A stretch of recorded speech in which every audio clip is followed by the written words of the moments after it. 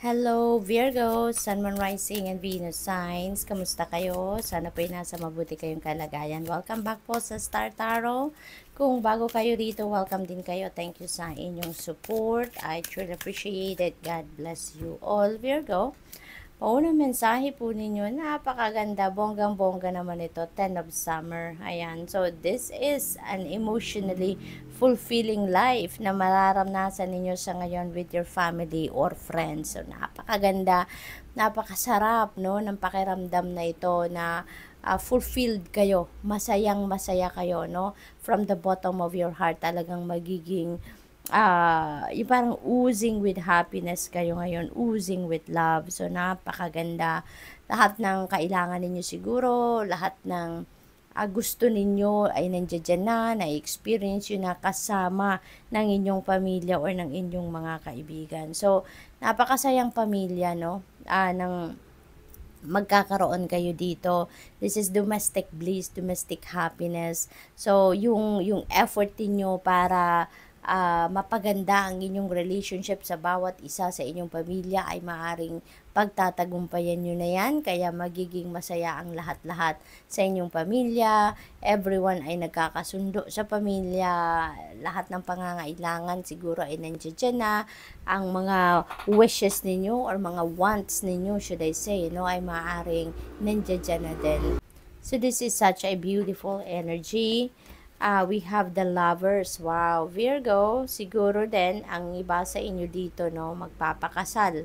Para may kinakasal dito. So maybe mag-aasawa na ang iba sa inyo dito or posible din kung hindi naman kayo nandoon sa sitwasyon na yon ay kayo ay magpapakasal na, ay baka kayo ay kayo ay maiimbitahan sa isang kasalan, no? Baka may pupuntahan kayong kasalan, you're invited by someone na malapit din sa puso ninyo at kayo siguro ay mag-a-attend ng kanyang kasal. Or baka naman, baka meron din ditong union, no? Not necessarily na magpapakasal, baka magsasama na kayo sa isang bubong, maaring gano'n ang ganap dito, no? Living together na, baka gano'n din ang sitwasyon ng iba. At saka, doon sa mga singles out there naman dyan, Virgo, maaaring ito na yun din, yung pagkakataon. Lalo-lalo na if you're looking for love, baka ito na yung pagkakataon ninyo na ma-meet nyo na yung inyong eternal love, yung inyong long and lasting love. So, napakaganda, 'di ba? May kilig factor, love life ngayon, yung focus siguro ng iba sa inyo. So, masayang pamilya, tapos may love life din kayo. So, masaya din ang puso ninyo, yung mga ganon. So, this could also be a decision, no? Maaring meron din kayong decision making na kinakaharap dito na related din siguro sa inyong love life, no? Maaring kung kayo nga ay magpapakasal na, kung kayo magsisettle down na, handa na ba kayo? Or baka yung nandiligaw sa inyo, baka pinag-iisipan ninyo kung ito na nga ba ang para sa akin, magsisettle down na ba ako with this person, yung mga ganun ba, no? What else? We have Six of Autumn. Beautiful. Beautiful. Meron dito unexpected na paparating na pera sa inyo, no? So, this could be a windfall of money na maaaring dumating sa inyo, Virgo, or baka bunga ito ng inyong pagsisikap, no? This could be a return of investment. So, depende sa inyong sitwasyon. Kung saan man ito manggagaling, we are not certain about that. Pero ang sigurado diyan, merong papasok na pera, merong paparating na pera, at maaring yung perang 'yan na nadadating sa inyo would be, more than enough para doon sa pangangailangan ninyo. No, maaring 'yan ay magbibigay din sa inyo ng opportunity para makapagtabi pa rin, no, for the rainy days, or baka makabayad ng utang, yung mga ganon. So, this is a really beautiful energy. So, what else? We have Four of Spring. Yan, Virgo. This is a celebratory energy, Virgo, no? Be grateful kasi this is a huge blessing na paparating sa inyo. Napipick up ko dito, baka meron talagang kasalang magaganap dito for some of you, at maaring yan ay it's going to call for pagtitipon ng pamilya at mga kaibigan ninyo. Magse-celebrate kayo, no? dyan sa inyong pagpapakasal. So, maaring ganun ang ganap. Or posible talaga din na kayo ay may dadaluhan na kasalan at maaring dyan ninyo, dyan kayo magse-celebrate, no? Dyan kayo magsasaya dahil merong catching up na mangyayari dyan with family and friends. So, maaring ganun ang ganap.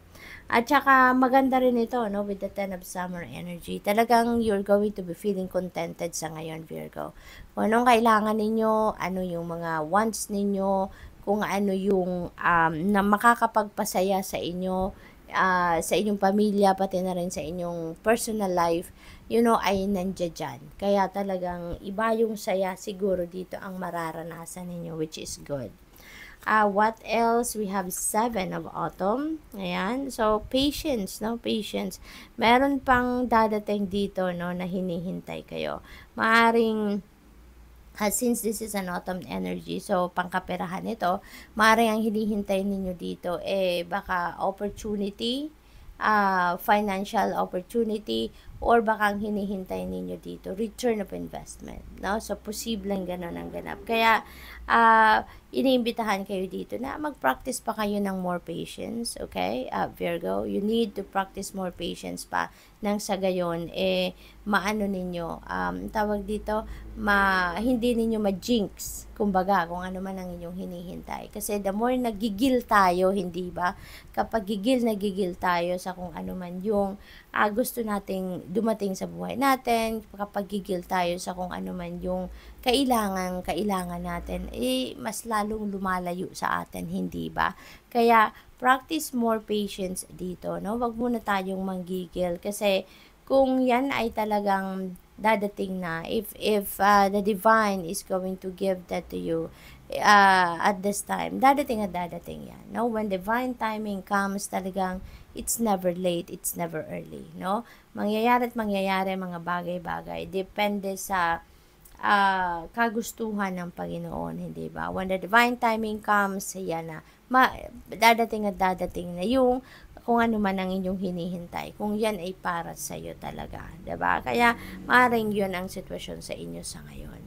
So, what else? We have Ace of Autumn. Wow, napakaganda ng mga mensahe para sa inyo. So, dito sa 6 of Autumn, may inflow of money na paparating, hindi ninyo inaasahan. Same with the Ace of Autumn energy, no? This could be a windfall of money din na paparating, no? So, meron talagang Ace, by the way, is number 1. That is a new beginning energy. Kaya meron kayong dito, pagsisimula ng bagong yugto sa buhay ninyo, pangkaperahan, ano?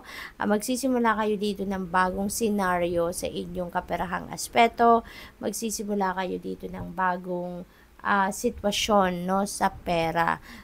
Siguro kung dati hirap na hirap sa pera, short sa pera, ngayon maaaring kayo ay magiging maluwag na, no? Kasi si Ace of Autumn is a very prosperous and abundant energy, no? So this could be the start na of enjoying your prosperity and abundance, financial freedom, ganon, no? So, there could be a windfall of money dito, there could be a winning, no? Baka mga panalo ito sa lottery or sa any game of chance, or baka regalo, no? Pamana sa inyo ang mga perang dadating, or baka property, merong pamanang dadating sa inyo. So, posibleng ganon ang ganap dito. So, this is going to start,